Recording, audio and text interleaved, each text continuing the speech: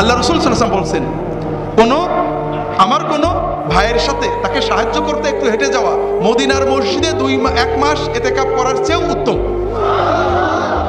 Oman মাশা মা আখিহি ফি হাজাতিন লাহু হাত্তা ইউসবিতাহা লাহু সাব্বাতাল্লাহু কদামাহু ইয়াওমা তাজিল্লুল আকদাম। যদি কেউ কোনো মানুষের সাথে হেঁটে যায় একটু তার কাজটা করে দেয়, হাজতটা মিটিয়ে দেয়, কেমন? হাদিস শরীফে আসছে কিছু উদাহরণ।